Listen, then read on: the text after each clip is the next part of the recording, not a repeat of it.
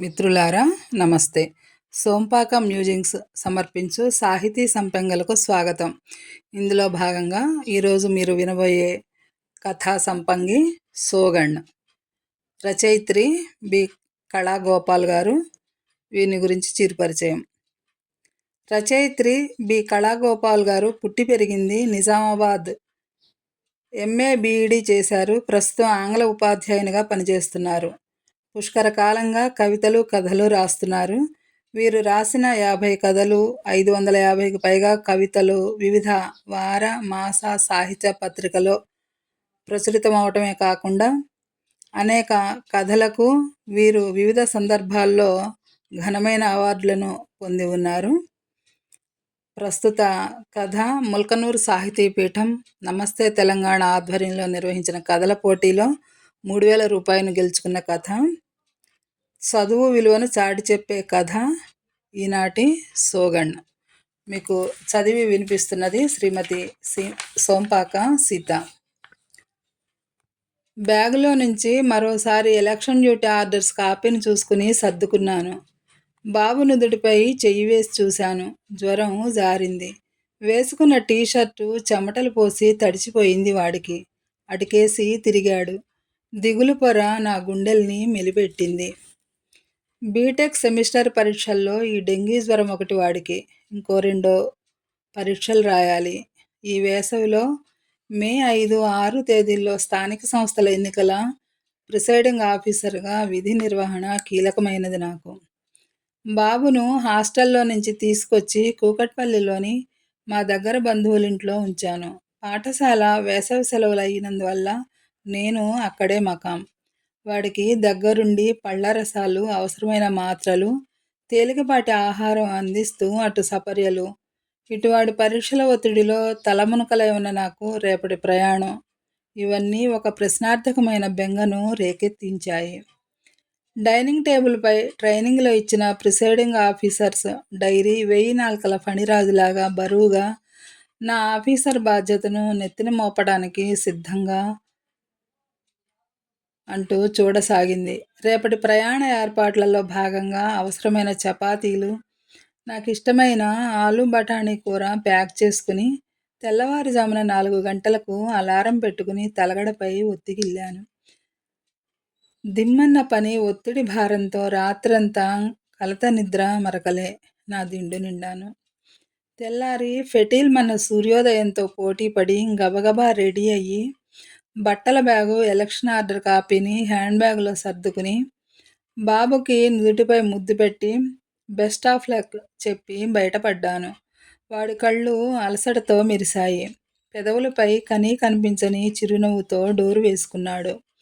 ఉదయం 7 గంటలకే బోయిన్పల్లి బస్టాండు జనసందోహంతో కిటకిటలాడసాగింది. ఊపిరి సలపని రష్. నా మనసులోని గడబిడకు సమాధానమంటూ దేవుడు పంపిన దూతలాగా కామారెడ్డి బస్సు టైంకొచ్చింది. టికెట్ తీసి కిటికీ తెరిచాను.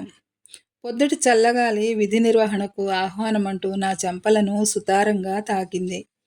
మరో 2 గంటల తర్వాత కామారెడ్డి ప్రభుత్వ డిగ్రీ కళాశాల భవనం దగ్గర రిక్వెస్ట్ స్టాప్లో దిగిపోయాను.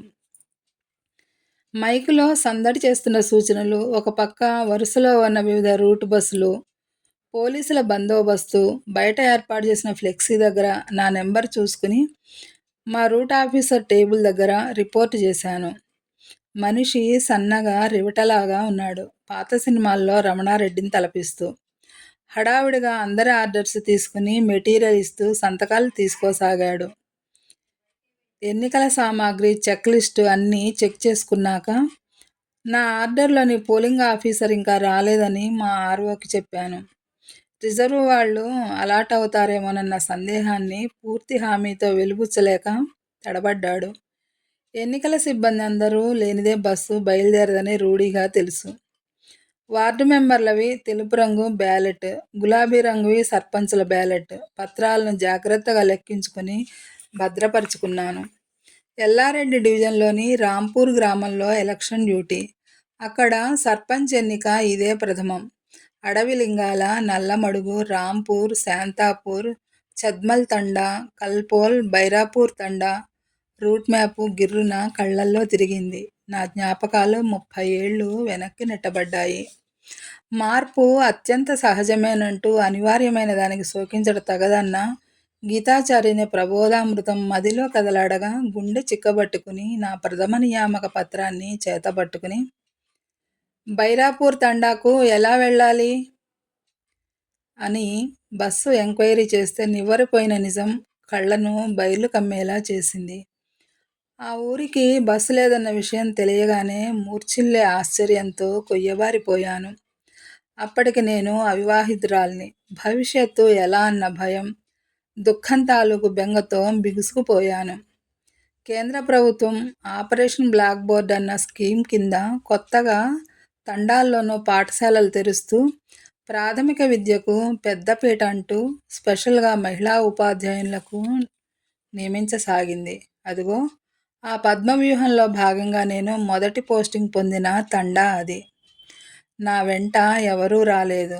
ఎలా వెళ్ళాలి, ఎక్కడ ఉండాలి, హోరుమంటున్న అంతుచిక్కని ప్రశ్నల సొద నాలో. జాయినింగ్ రోజు మండల కేంద్రంలో రిపోర్టు చేసి నా నిర్జన బతుకు యాత్రను ఎడ్లబండి ఎక్కి ప్రారంభించాను. వన్యమృగాలు తిరిగే అటవీ ప్రాంతం కేసి కిర్రుమంటూ బండి చక్రాలు కదిలాయి. చిక్కటి దట్టమైన కీకారణ్యం అడవి లోపలికి లోతులకు వెళుతుంటే అసలు ఈ గుట్టల్లో ఎక్కడుంది తండా అంటూ తచ్చాడాల్సిందే. గీ నల్లవాగు దాటి 3 కిలోమీటర్లు ప్రయాణించి మొండివాగు మరీ ఉధృతంగా ప్రవహిస్తే చుట్టూ తిరిగెళ్ళాలి. అదిగో ఆ గుట్ట మీదున్న గుడిసెలు బొమ్మల లెక్క కనిపిస్తున్నాయి చూడు, గదే బైరాపూర్ తండా అంటూ ఆ వృద్ధుడు వేలు తిప్పిన వైపు చూస్తే వెన్నులో చలి పాకింది నాకు. తెచ్చుకున్న సూట్ కేసు దించుకున్నాను. ఆ వృద్ధుడు ఎడ్లను అదిలిస్తూ కల్పోల్ తండాకేసి సాగిపోతున్నాడు. క్రమంగా ఎడ్ల మువ్వల శబ్దం వినపడకుండా పోయింది. నిర్మానుష్యమైన ఆ అడవిలో నా శ్వాస, గుండెదడ భయం భయంగా నాకే వినిపించసాగాయి. మధ్యాహ్న మార్తాండ కిరణాలు నిప్పులు కక్కసాగాయి. దాహంతో నాలుక పిడుచుకట్టుకుపోసాగింది. సోయి తెచ్చుకుని బ్యాగులో నుండి నీళ్ల సీసా తీసి గబగబా గొంతు తడుపుకున్నాను. తెచ్చుకున్న కాల్చిన జొన్న రొట్టెలు తిని చీర నడుం చుట్టూ బిగించాను. గుట్ట మీద కిరీటంలా మెరిసిపోతున్నాయి తెల్లని మేఘమాలికలు. నల్లవాగులో కాలు మోపగానే గులకరాళ్ల సంగీత ప్రవాహం ఆప్యాయంగా నా చీర కుచ్చిళ్లను చుట్టుకుంది. ఇసుకలో గట్టిగా పాదాలను తొక్కిపెట్టి జారిపోకుండా వాగు ఉధృతికి తగ్గట్టుగా అడుగులను సమంగా వేసుకుంటూ ఒడ్డుకు చేరుకున్నాను. కొండంత భరోసానిస్తూ ఎదురుగా కొండపైన తునికాకు సేకరణలో ఉన్న బంజారా స్త్రీలను చూడగానే పోయిన ప్రాణం తిరిగి వచ్చినట్లయింది. విద్యాగంధానికి దూరమైన ఈ అడవి బిడ్డలకు చదువు విలువ తెలియజెప్పాలి. చదువుకొని తమ కాళ్లపై తాము నిలబడే తొలితరానికి అంకురార్పణ చేసే ఆది గురువును నేనే కావటం గొప్ప బాధ్యతాయుతమైన కర్తవ్యంగా భావించగానే ఎలాంటి జంకు గొంకు లేకుండా వారి మువ్వల పట్టీలకు అనుగుణంగా నా పాదాలు ఆశల వసంతంతో అడవి బాట పట్టాయి. ఎత్తుగా బలాఢ్యులైన ఆ బంజారా మహిళల వెంట నడుస్తుంటే మౌర్యుల కాలంలో అంగరక్షకులుగా మహిళలు ఉండేవారనే చరిత్ర పాఠం కళ్ల ముందు కదలాడింది. దారిలో బండలపై ఎండకాగుకు మత్తుగా జోగుతున్న కొండచిలువలు, అక్కడక్కడా పురివిప్పిన నెమళ్ళు, పేరు తెలియని పక్షుల కూతలు వింటూ అదురుతున్న గుండెలతో నా ముందు నడుస్తూ బలిష్టంగా ఉన్న ఆ బంజారా మహిళ చేయి చప్పున పట్టుకున్నా. అవి అలాగే పోతాయి గాని నీకేం భయం లేదు, మాతో పాటు గుడిసెలో ఉండొచ్చు అంది తన భాషను మిళితం చేస్తూ. బహుశా నా వాలకం పోల్చుకుందేమో వీపున కట్టుకున్న తునికాకు మోపును సవరించుకుంటూ నా పేరు కనుక్కుని తన పేరు చంప్లీబాయ్ అని చెప్పింది దృఢమైన అంగలతో.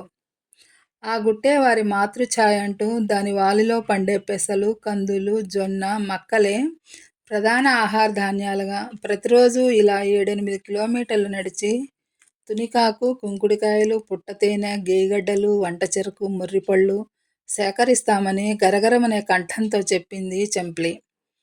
బహుశా తండా దగ్గర పడిందేమో. సన్నని నీలిరంగు వెలుతురు పొగచారికలు చారికలుగా పైకి కదులుతూ వెళ్ళసాగింది. మక్క రొట్టెలు కాలుస్తున్న పచ్చివాసన ముందుగానే పలకరించింది. పేరు తెలియని అక్షాంశాలు, రేఖాంశాలంటూ గిరిగీసుకుంటాం. గ్లోబుపై ఆనవాలు కూడా పట్టలేని ఈ తండ ఇలా కొండలు, గుట్టలెక్కి వెళితేనేగా అగుపడేది. ఇలా స్థానికత పట్టు తెలిసేది అనుకుంటూ బురద జారుడు బాటలో పాదరక్షలు జారిపోతుంటే తీసి చేతిలో పట్టుకున్నాను. ఎత్తు ఎక్కడం వల్ల పిక్కలు పట్టేసినట్లై రొప్పుతూ దగ్గరున్న బండరాయిపై కూలబడ్డాను. గట్టుపై నుంచి చూస్తే చుట్టూ చిక్కని పచ్చని వనం. ఒకవైపు మొండివాగు పాయ, మరోవైపు నల్లవాగు జరి.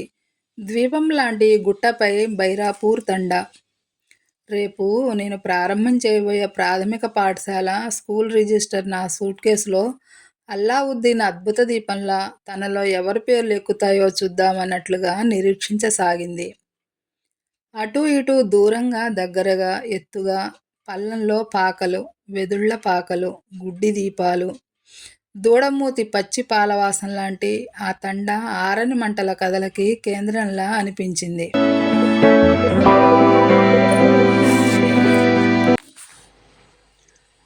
మాగండుగా నిద్రించిన నాకు ఉదయం పూట ఎవరో చెద్దరు బలంగా లాగుతున్నట్టయి చప్పున మెలకువ అయింది. నా మొహంలో మొహం పెట్టి చూస్తున్న తొర్రిపళ్ళ చిన్నారులు. ముక్కుపుడక, కాళ్లకు కడియాలు, చేతులకు వెండి గాజులు, చిరుగడ్డంపై పచ్చబొట్లు, 2 రిబ్బన్లు వీస్తున్న గాలికి ఊగుతుంటే అసలు సిసలైన బంజారా బాలికలు. నా మొహం ఆనందంతో విప్పారింది. ఆ ఆకుపచ్చ చందమామలను చూడగానే ఎంతో సంతోషం కలిగింది. వారి కళ్ళల్లో పసిదనం, వదనంలో నిర్మలత్వం చూడగానే గొప్ప ఉత్తేజపు అలజడి నాలో. బంజారా మహిళలు. మగవాళ్ళు వ్యవసాయ పనుల్లో మూగజీవాల్ని మేపుకురావటంతో పగలంతా అడవి బాట పడితే ఇంట్లో ఉన్న ఎడపిల్లల్ని సాకటానికి జవసత్వాలుడిగిన వృద్ధులను కనిపెట్టుకుని ఉండటానికి ఈ ఆడపిల్లలే ఆధారమని అర్థమవటానికి ఎక్కువసేపు పట్టలేదు నాకు. లిపిలేని భాష, గోర్బోలి మాట్లాడేవాళ్లకు మన వర్ణమాల, సంఖ్యలు, గుణింతాలు, ఎక్కాలు, సైన్స్ పరిజ్ఞానం, నీతి కథలు ఎలా చెప్పాలి అనే ఆశ్చర్యార్థక ప్రశ్న నాలో ఉదయించి ఆవిరయ్యింది. అందులో చురుకుగా ఉండే రూప్లీ, పీరుబాయి, ఖిండిబాయి అంటే భలే ఇష్టం నాకు. గళ్ళ నుడికట్టి జవాబు తెలిసిపోయిందన్న చందాన వాళ్లతో మిళితమై ముందుగా నేను గోర్బోలి భాష నేర్చుకుంటే తప్ప వాళ్లకు తెలుగులో చదవటం రాయటం నేర్పలేననే సూత్రం కొద్ది రోజుల్లోనే అవగతమైంది. వాళ్ల మనసులోకి దూరే రాచమార్గంగా పిల్లలను బడికి రప్పించే తాయిలంలాగా వారి స్థానిక భాషే నాకు ఆయువు పట్టు అన్న నిజాన్ని ఇట్టే పట్టేశాను. రోజు పీరుబాయి, రూప్లీ, ఖిమ్నీలతో మాట్లాడేదాన్ని. వాళ్ల ఇష్టాలు, అభిరుచులు, కుటుంబం గురించి అడుగుతుంటే ఆ పసికళ్లల్లో కోటి ఆహ్లాదాలు వెల్లివిరిసేవి. నేను వారి భాషలో మాట్లాడబోయి తడుముకుంటూ తడబడితే తప్పుదిద్ది, ఉచ్చారణను సరిదిద్ది తొర్రిపళ్లతో తుంటరి నవ్వులు రువేవారు ఆ నెలవంకలు. పెండ్లీడు ఆడపిల్లవు, అక్కడే ఉంటే నీకెలా వివాహం చేయాలి? సంబంధాలు వస్తున్నాయి, నీవేమీ పలకబోతే పోతున్నాయి కూడా. మధ్య మధ్యలో ఇంటికొచ్చి కనిపించి వెళ్ళు అంటూ అమ్మ మందలింపుతో కూడిన అభ్యర్థన. వేసవి సెలవుల్లో వెంట తెచ్చే వేసంగి పప్పులు, తండావాసుల అభిమానంతో ఇష్టంతో ఇచ్చిన అటవీ ఉత్పత్తులు, నెయ్యి, జున్ను లాంటివి తీసుకువెళితే అమ్మ పెదవులపై చిరుదరహాస కదలాడేది. లెక్కలేని దయాభావం, కృతజ్ఞతతో వారు అలా నా దోసిలి నింపుతూనే ఉన్నారు. వారి ఔదార్యానికి వెలకట్టలేం సరికదా. నవనాగరికులమైన మనం వారికి సరితూగలేమని కూడా అనిపించింది. మెరుపు మెరిసినప్పుడు పట్టుకున్న జ్ఞాపకాల ఆనవాలులా అదే అదను అనుకుని నేను వెళ్ళిన చోట ఖచ్చితంగా 2-3 ఏళ్లైనా పనిచేయాలని, అప్పుడే ట్రాన్స్ఫర్ అర్హత వస్తుందని, ఆ తర్వాతే పెళ్లి అంటూ నిక్కచ్చిగా దాటవేశాను అమ్మ దగ్గర. వర్షాకాలం రాకముందే ఆ తండావాసులు దగ్గర్లోని మండల కేంద్రంలో సరుకులు కొనుగోలు చేసి తెచ్చుకునేవారు. నేను అలాగే సరుకులతో పాటు ఆ తండా పుణ్యమాని నాలోని చదువరి మరిన్ని పుస్తకాలను మస్తిష్కంలోకి ఎక్కించుకుంటూ నేను ఆ అడవికి, తండాకు అలవాటు పడ్డాను. చీకట్లోంచి చూస్తే తండా గుడిసెలు ఆకారం లేని ముద్దల్లాగా, నల్లవాగు, మొండివాగు నీటిపాయల కదలికలు జలతరంగిణి వాద్యంలా, రాత్రిపూట అడవిలోంచి నివసించే జంతువుల వింత శబ్దాలకు, అవి వినిపించే మరింత వింతైన ధ్వనులకు నిర్భయంగా నిద్రించటం నేర్చుకున్నా. చెంప్లి ఆతిథ్యంలో అజ్ఞాతవాస చంద్రోదయాలు, అరణ్యవాస సూర్యోదయాలు చూడటం నేర్చుకున్నా. తూర్పు గాలి కోస్తుంటే పెచ్చులూడిన గుడిసె గోడలు, బీటలు వారిన మట్టి వాకిళ్ళు, అడవితీగ వనాల ఆదివాసీ మూలాలను దర్శిస్తున్నా. అక్షరాలను దిద్దమంటే బుర్రగోక్కునే రూప్లి, అమ్మ ఏది అని తన భాషలో అనుకుంటూ ఏడ్చేది.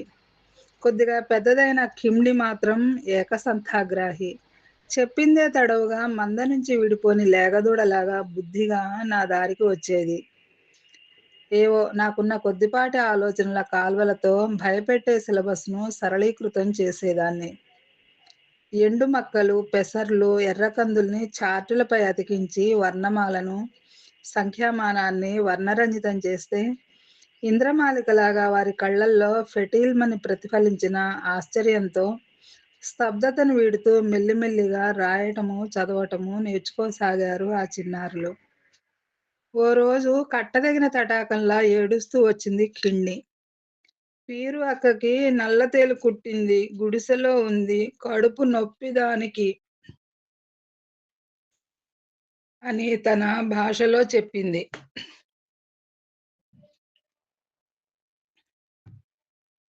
వద్దు ఆ వైపు వెళ్ళవద్దన్నారు తండా పెద్దలు. ముట్టడినో, కట్టడినో ఛేదించుకుంటూ వెళ్ళాలని ఉన్నా. నా ఏకాంత ద్వీపవాసం ఇలా నాకు అడ్డుకట్ట వేసింది. నాకు తెలుసు నా ముందు ఉన్నది చీకటిలోని బావి అని. నాలాంటి వాళ్ళకే కనిపించే బావి అది. కనిపించడం నా తప్పు కాదు గదా!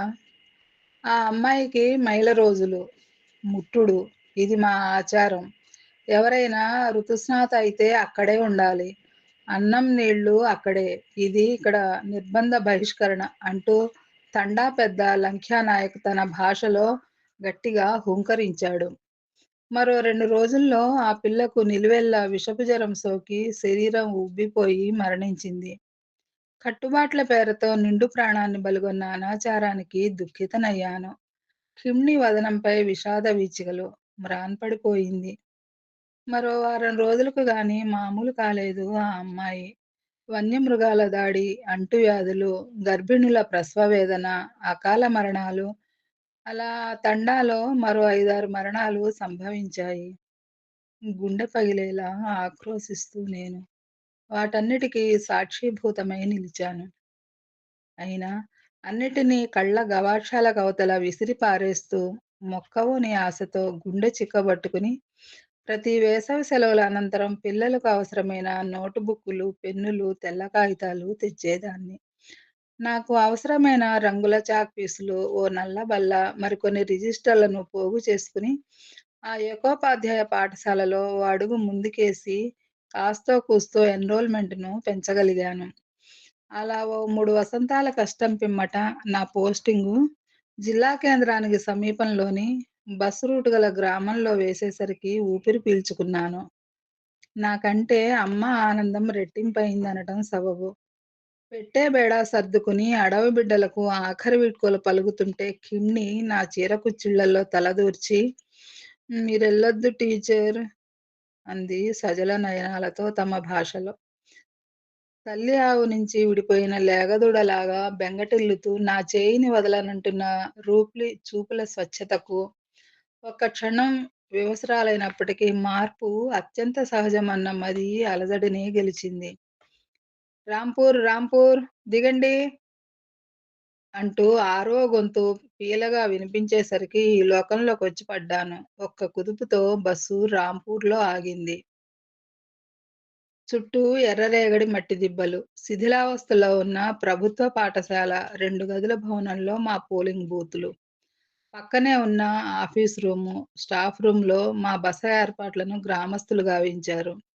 మొత్తం 6 బూతులు. ప్రతి బూతుకు 30కి మించని ఓట్లు.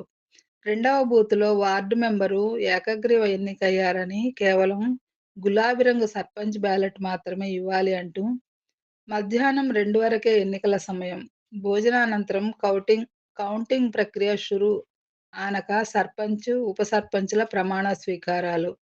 అన్నీ 5 గంటల వరకు అయిపోతే, మిగతా గ్రామాల సిబ్బందిని ఎక్కించుకుని మండల కేంద్రానికి మనం చేరుకోవాలంటూ ముందే సిద్ధం చేసుకున్న ప్రణాళికలను మా ముందు ఉంచాడు ఆర్‌ఓ. 2 గదుల ప్రాథమిక పాఠశాలలో ఒక్కో గదిలో 3 బూతులు.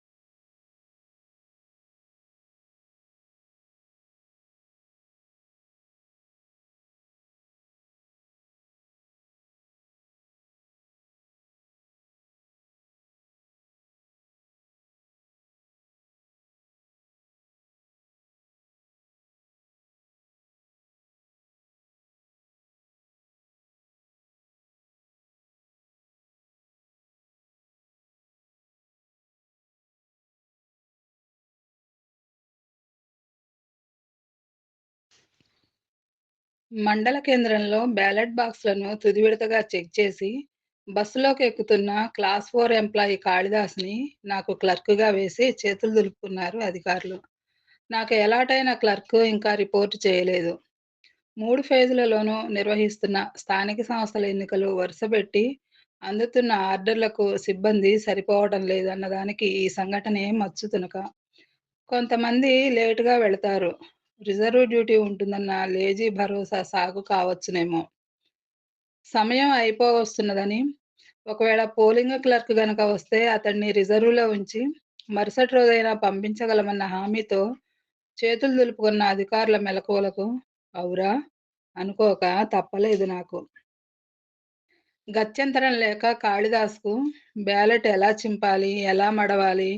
ఇండెలిబుల్ ఇంకు ఎడమ చూపుడు వేలుపై ఎలా పెట్టాలి అని వివరంగా చెప్పి, ఉదయం 7 లోపలే పోలింగ్ సామాగ్రంతా సర్దుకుని కూర్చున్నాం.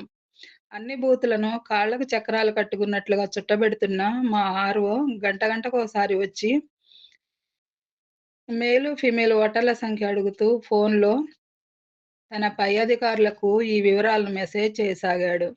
కాళిదాస్ నుదుటిన చెమటను తుడుచుకుంటూ ఓసారి ఆర్‌ఓ దగ్గరికెళ్ళి అర్జెంట్ ఫోన్ చేసుకొని వస్తానంటూ వెళ్ళటం, వచ్చాక మరింత నెర్వస్‌తో ఆందోళనగా పనిచేస్తూ ఇండెలిబుల్ ఇంక్ కాస్త ఒలకపోయటంతో నాకు కోపం తారాస్థాయిలో పెరిగిపోయింది.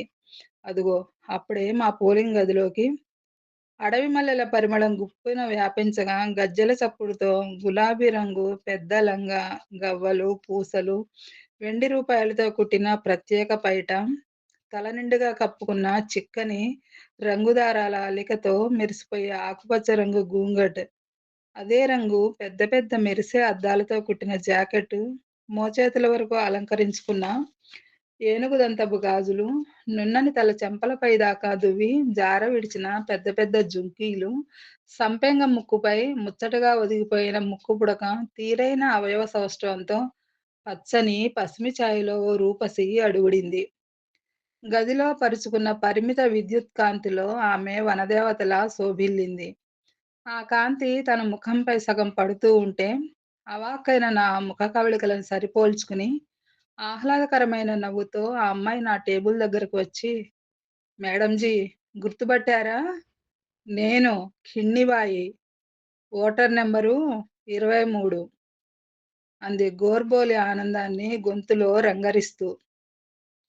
సగం తెరిచిన నా కళ్ళలో ముందుగా నమ్మలేనిది అన్న ఆశ్చర్యం, ఆ తర్వాత సత్యం బోధపడిందన్న కదలిక సూచనగా తేరుకున్న నేను తన ఓటర్ స్లిప్ నంబరు, ఓటర్ పేరు సరిచూసుకుని, ఆధార్ కార్డు నంబర్ రాసుకుని, ఆ అమ్మాయి సంతకం తీసుకుని బ్యాలెట్ ఇష్యూ చేశాను. కాళిదాస్ ఇంతలో టేబుల్ క్లీన్ చేసి ఉన్న కాస్త ఇండెలిబుల్ ఇంకును సర్దుతూ, మాది పక్కనే ఉన్న శాంతాపూర్. కేవలం 3 కిలోమీటర్లే మేడం. నేను వెళ్ళి అక్కడ ఓటు వేసి రావాలి. మా అమ్మ సర్పంచ్‌గా నిలబడిందక్కడ అన్నాడు బెదురుతున్న కళ్ళతో. అతడి అర్జెంట్ ఫోన్ కాల్స్ రహస్యం వీడిపోయింది. కిడ్నీబాయి ఓటు చివరిది. ఇంకెవరైనా వస్తే చూసుకోవచ్చునన్న నమ్మికతో ఎంతైనా ఓటు వజ్రాయుధం కదా! అతన్ని పంపక తప్పలేదు నాకు. తొందరగా రావాలన్న షరతు మాత్రం విధించాను. కిడ్నీబాయి ఓటు వేసి వచ్చి చేతులు జోడించింది అభిమానంగా. కనుబొమ్మలతో ప్రోత్సాహకమిస్తూ ఎలక్షన్ అయ్యాక మాట్లాడదామని ఆమెను పంపించాను. మరో అరగంటలో కాళిదాసు వచ్చేశాడు. గట్టిగా ఊపిరి పీల్చుకున్నాను. దాదాపు 90% ఓట్లు పోలయ్యాయి. బ్యాలెట్ బాక్సులకు సీలు వేసి, తెల్లటి గుడ్డ సంచిలో దించి, కుట్లు వేసి, మా పోలింగ్ బూత్ నంబర్ అతికించి, నా సంతకాలు చేసేశాను. అన్ని బూతుల బ్యాలెట్ బాక్సులను ఆర్‌ఓ గదిలో పోలీస్ ఎస్కార్ట్‌తో ఉంచి భోజనాలకు వెళ్ళాం మేమంతా.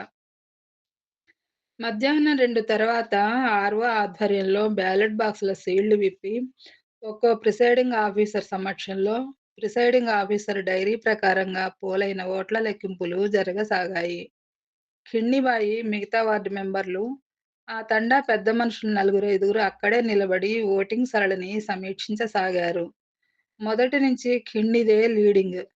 ట్రైబల్ మహిళా రిజర్వేషన్‌లో రాంపూర్ ప్రథమ మహిళగా కిడ్నీబాయి సర్పంచ్‌గా ప్రమాణ స్వీకారం చేసింది. తనతో బాటే ఉప సర్పంచ్ ఎన్నిక, ప్రమాణ స్వీకారాలు కూడా పూర్తయ్యాయి. రిజిస్టర్‌లో సంతకం చేశాక సంతోషం పట్టలేక కిండి నన్ను గట్టిగా కౌగిలించుకుంది. వనం మైసమ్మ పచ్చిగడ్డి మోపుల వాసనతో ఉక్కిరిబిక్కిరయ్యాను. బయట ఎదురు చూస్తున్న మీడియాతో ఖిండి మాట్లాడుతూ తాను పబ్లిక్ అడ్మినిస్ట్రేషన్‌లో మాస్టర్స్ డిగ్రీ చేశానని, చదువు అయ్యాక తనకు రాంపూర్ వాసి బంస్యా నాయక్‌తో పెళ్లి జరిగిందని, తగిన పత్రాలతో తన ఓటు హక్కును బైరాపూర్ తండా నుంచి ఇక్కడ రాంపూర్ గ్రామ పంచాయతీకి మార్పించుకున్నానని చెప్పింది.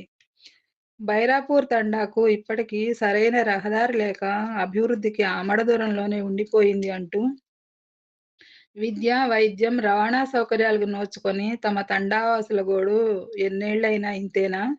అంటూ ఆవేదన పడింది. చదువు విలువ తెలిసిన తెలివైన భర్త లభించడం తనకు ఒక గొప్ప వరమైతే, తాను చిన్ననాడు విన్న పాఠం మూడంచెల స్వపరిపాలన అంటే తనకు ఎంతో ఇష్టమని, గొప్పగా చదువుకుని తండా పెద్దగా మన్ననలు అందుకోవాలన్న ప్రేరణను ఆ పాఠం కలగజేసిందంటూ చదువుకోవాలన్న తమ తపనకు పాదులు చేసి, నీళ్లు పోసి బతికించిన తన టీచరే తనకు ప్రేరణ అంటూ ఆర్ద్రంగా మెత్తబడిన కంఠంతో పలికింది.